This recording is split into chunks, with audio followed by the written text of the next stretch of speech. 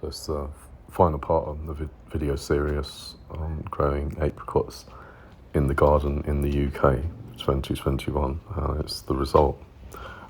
I'm padding it all out with other stuff because it's not much of a result. And this is the ornamentals which I use to cover the rainwater tanks. I've got 5,000 litres of rainwater tanks there, which have been well used this year because we have these really hot periods where I needed the rain from the tanks, and then as they emptied, they all got filled up again with these downpours we were having. So they've all been used on the fruit and veg, and that's been great. Here's the main event. So quite a few of these drops, some of them have been picked, and overall though, just 10 to 15 this year, and that's probably due to, well, I just have to blame something, and it's the frosts. We had those consecutive nights of frosts in early spring. I did have a fleece over it, but I don't think it was enough. And in the past, I've used a multi-layer method where I've got one fleece, I fence it with willow fencing, and put another fleece over it. I'm going to have to prune the tree back to accommodate that. I'm going to start doing that from next year. So there's the blueberries, which we've been picking bowls and bowls of every day. One of 3 plants we got is another one in the right there. I'm just going past some sunburst cherries, which I've been picking, and here I've created an archway.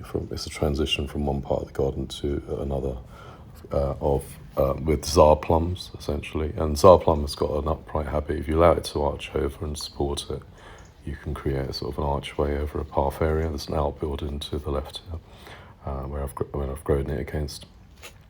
And these are, it's now mid-July, and we've been picking a few of these, and we've been picking, for the next few weeks now. You can't do this, in my opinion, with every plum or gage tree. It depends on the habit of that tree. So the next one I'm going to show, Ulin's Golden Gage, although it's got an upright habit, and during the formative stages, you break it at the nodes to create that horizontal branch framework, which is better for fruiting. It's just too vigorous to grow in that little space there against the outbuilding and the path.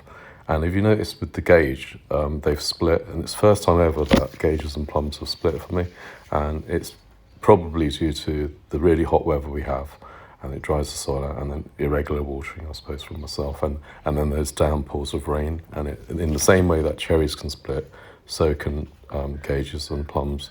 I've never experienced it before, I have now, but it won't affect. We'll still get several hundred fruit of actually overlooked thinning. If you look at these lower branches, they're just like covered in fruit, and I'm now supporting them with canes and string and everything, and probably I might not even need to thin them actually. They should be okay like that. But with several hundred gages off this easily, and that regularly crops every year, several hundred, so does czar.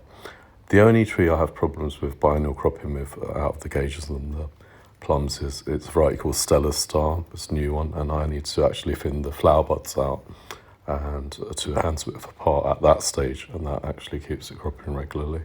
So just finally an update on the scrumptious apple within a really small space on an M27 rootstock. You've got 50 apples there ripening nicely. They'll be ready to pick very soon.